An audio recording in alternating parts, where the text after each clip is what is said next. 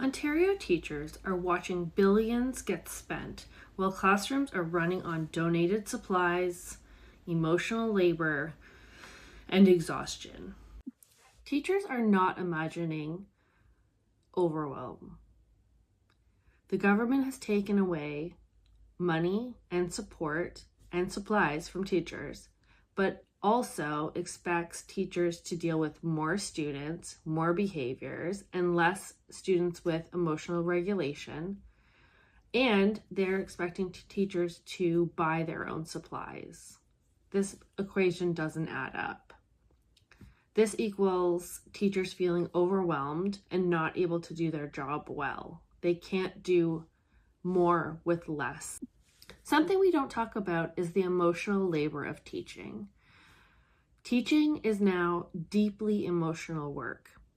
We have more behaviors that we have to manage on a daily basis, which causes us to have less energy and higher emotions. We need to help struggling families in this economy because they don't have enough food or items for their child. Something we don't talk enough about is emotional labor as teachers. Teaching is highly emotional work. We are taking care of our students or struggling families, trying to help them. We're taking care of mental health issues that our students are having. Anxiety is on the rise in our students and really with us. We also have compassion fatigue when we're trying to fill everybody's cup, right? We can't fill our own. We make so many decisions a day. We get decision fatigue. Do you ever get home and you just don't want to make a decision for what's for dinner? You're just like, somebody else make anything, like toast. I don't care. I'm not making the decision. We also absorb student trauma all day. So if students are acting out behaviorally or they're telling us their horror stories about what's going on at home and we have to call CAS or whatever it may be, we absorb that. We absorb that into our nervous system, and that's exhausting as well. Something that I realized about in teaching is it's always do more with less. And we have normalized in teaching unpaid work. We are expected to coach teams or run clubs or do after school things or run a musical when we're not paid for that. We're paid to teach. And something that I really thought about and had like this aha moment recently is we have work to rule. That's our first sort of thing we do before we strike. We work to rule. And that's just actually saying we're actually just going to do our jobs. That's it. It's just like so messed up that we threaten like to take away the extras that we don't get paid for, but everyone's so up in arms. Oh, the children will suffer. Like, this is so terrible. Of course, and that's why we do it. But also, we're not paid for it. And it's just expected because we're caring people and we're going to go in above and beyond. And because we love our students and we are trying to, show them interest, encourage their interests, encourage their passions. It's just expected that we do more that's unpaid. And that's really unfair, I think. I think that if you're a coach or run a musical, you should definitely be paid for your time. I think that's very fair. Teachers feel really guilty about having boundaries as well. I think it's really expected that teachers will answer their emails at all times. And something that I've been doing for a while now is in September when I send a note home, I actually say I will only be checking my emails here. I will not be checking them on the weekend. I will not be checking them at night for family time, and sort of explain it that way, of course, kindly. But that just really tells them that like school is school time. I work during school time. And then my home life is my home life, as their home life should be their home life as well.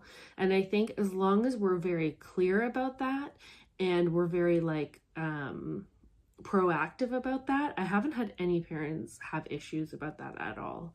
So it's been really great and just really a really good thing to think about before you even go back to school next year. What boundaries do you want to set? Because then you can communicate them early and it's just the expectation. Something that's sort of gross about teaching is, I know when I started teaching, there were teachers that burnt out. And, you know, it was sort of like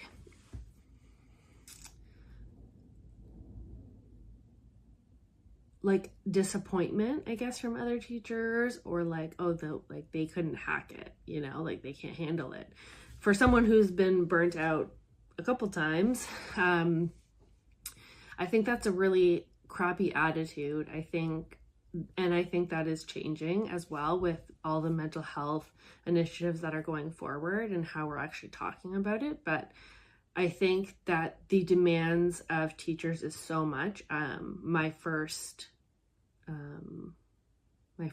burnout incidents was when I was online in COVID. I was teaching virtually, and it was me talking to a blank screen. There were students there, but I never saw them.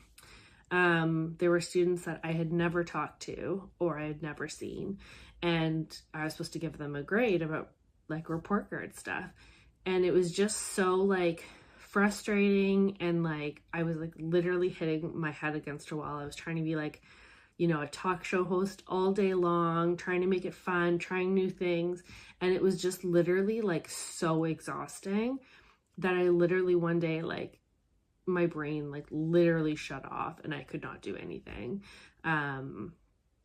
So I think that if we have somebody that's experiencing burnout, or you have a teacher that is experiencing burnout, reach out with kindness, be compassionate, be really thoughtful, because they're already feeling terrible, they're already feeling bad, and they already feel disappointed in themselves. But honestly, this job is so much that it is bound to happen. It's bound to happen to all of us. Teachers are feeling politically abandoned. It seems like there's a huge disconnect between what's actually happening in the classroom and what the real world actually thinks teaching is. I think they used to think of like the one rule schoolhouse where all students sat in like little cute rows and they sang songs and they would sit there all day. That is not what teaching looks like today at all. We have a really big, humongous gap of what is actually happening in teaching and what people know about it. They think teachers are just crybabies and we're just complaining because we want more money or whatever. We don't even want money. We want money for our students. We want to have supplies for our students. We want therapists for our students. We want more for our students, not even for us. I want to talk about small acts of resistance and resilience. We can take back power in small different ways, and that is by setting boundaries. We're going to refuse to feel guilty about our boundaries or taking sick days. We are going to take our sick days. Whether we're sick or not, we're going to take our sick days. It could be a mental health day. It could be a lie around the house day. It could be like get a massage. Whatever you need, that is your day. Those are your days. You are literally paid for those days. So please take all of them. Take all of them, at least, if not more. I think it's really important to take those days and sort of pour into yourself, right? Because you're giving so much away all the time. I have ADHD. And I read that ADHDers should plan a do nothing day once a week. So they literally, this guy literally said, like, you just lie around the house. Like, you take naps, you lie in your bed, you watch TV, you do nothing. And I was like, that's something that, like, I think I really do need. I really do need, like, a do nothing day, because I feel like constantly I'm giving back always to other things. And just a day or a night or whatever that's, you know, planned out where you do nothing, I think is so beneficial for you. Me and my husband have nights off once a week, and so one night he and my son make dinner and I do nothing, and then dinner's over and they clean up and I just go do whatever I want. I could go out, I could go to a coffee shop or library, or I can just lie in my bed, like whatever it is, and like they're off doing something else, and vice versa.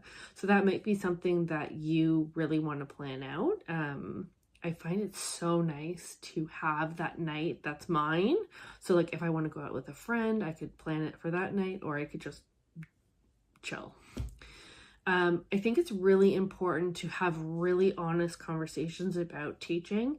We need to make sure that we have a safe person that we can talk to, and say all the things we need to say and get it off our chest so we can feel better. But we need to make sure that person is a safe person that's not going to tell the whole school or go and tell their bestie. You need to make sure that person is a vault. So you need to find a person where you close the door and say, can I vent for 5 minutes? And they're like, yeah, I'm good. And you can just like get it all out, and you can be that person you can be their person as well.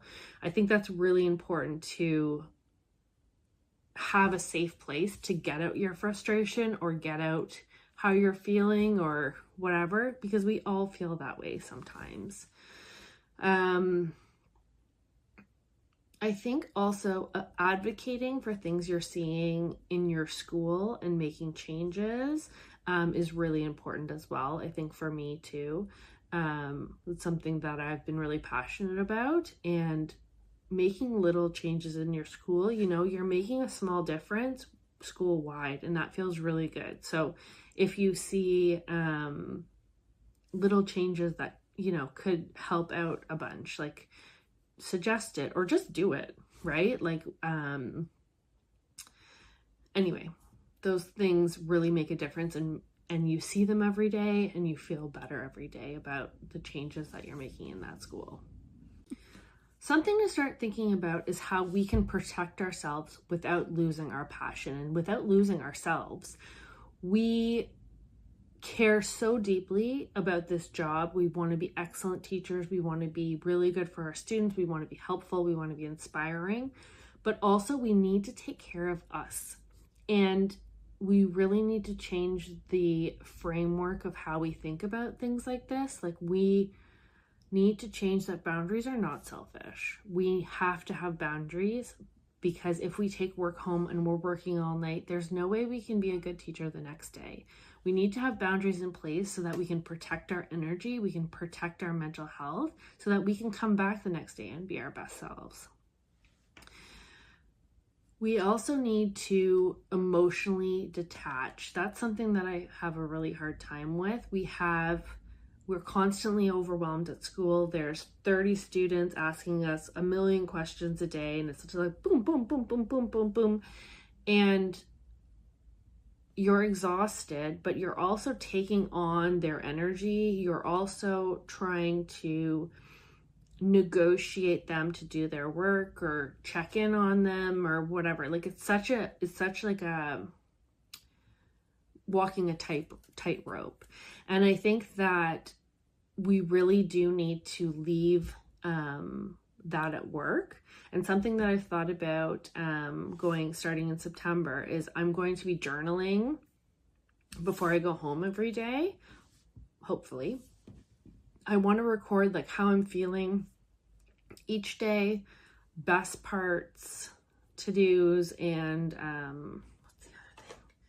And boundaries I want to stick to for the week. That's all in my planner as well. It's all on the side of each weekly layout. But also, I want to do like a bullet journal of just things I need to get out of my head, to put down on paper, to get it out. There is a lot of research that writing it down is so much better for us to actually get it out of our head, like a physical thing rather than typing. Typing is not gonna do it. So I've created a bullet journal for me just about all the things I have to do the next day. I'm going to, download it out of my head and put it on paper so that I can make sure it's all out of my head before I go home. So like work stays at work and then I go home. I think that's really important for me because it is such an emotional job. It's such an overwhelming job that we really need to sort of like decompress at the end of the day. And I think that will be a really good way for me to do it. If you have any other tips that you use, I'd love to know. I think we also need to decide what is actually a good teacher. We don't have a definition for this. What makes a good teacher? And I think it's something to think about. I think that a good teacher does have boundaries. I think a good teacher does take care of themselves. A good teacher goes to the bathroom when they can. A good teacher eats their lunch or drinks their water, takes care of themselves first, because we need to model that as well for our students. Like, we need to take care of ourselves. So some different practical tips for this would be like starting a boundary maybe once a week. So don't bring home work once a week. If you're bringing work home, what's something you need to work on. So maybe you check your emails at home. I know I've done this many times and opened up like a terrible email from a parent, and then I'm upset all night. I could have just not checked my email and been okay. So I think just taking your email off your phone, you don't check it at home, would be a really good boundary to have. And maybe just coming up with like an emotional reset ritual for after school. That's, again, my journaling or bullet journaling that I think I'm going to do. But again, it could be something totally different. Community matters more than ever right now. And I think the teaching community, with the political climate right now of what we're dealing with, I think the teaching community is really going to need the support of each other. And I think we need to make sure that we are supporting our colleagues and our friends that are teachers, because isolation really just makes burnout worse. And we really need, again, that venting friend or somebody you can talk to, weekly walking dates with another teacher, just to sort of like even talk out problems you're having in class and sort of like problem solve together, whatever it may be. But I think we really do need community, because that's something I feel like we've still lost since COVID. We haven't come back as a community really yet. We're still sort of isolating, like we're not exactly who we were pre-pandemic. So I think we really need to like make that a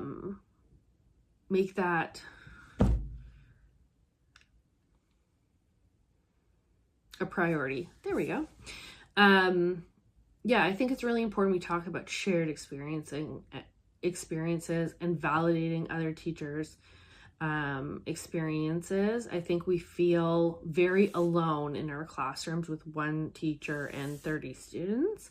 But if you open that door and can go to a colleague and just talk about what's happening, you feel so much better, because they're like, oh yeah, for sure. Like, I've done that before. Like, this is what I did or whatever.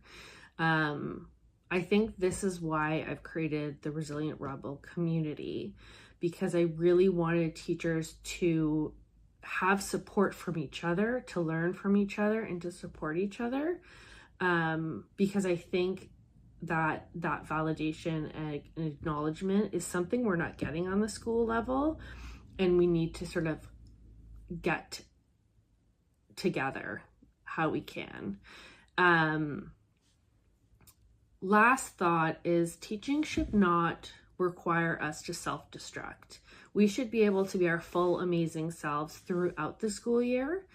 And we really do need to prioritize that, because school can expand, right? Your job can expand as much as possible, and we want to keep it where it should be. It should be here, and then we actually have a life outside of it. But that only happens with boundaries and rest and self-care and knowing what's important to you in this teaching realm. So if you're trying to rebuild your energy or come up with new boundaries for the new school year, this is a teacher planner that I created. There are 5 different covers. This is my favorite one. And in it, they have the Resilient Rebels method to sort of plan out your best year. And I'm really excited to use it. I think that this will be my best year yet. It has monthly reflections and goals. So you reflect on like how September went. Did you actually take care of yourself? Did you maintain those boundaries? And then you reset them. So I think it's going to be really beneficial for me, and I think for you as well, to really protect ourselves for next year and pour into our cup first. I hope this was helpful. Have a great day.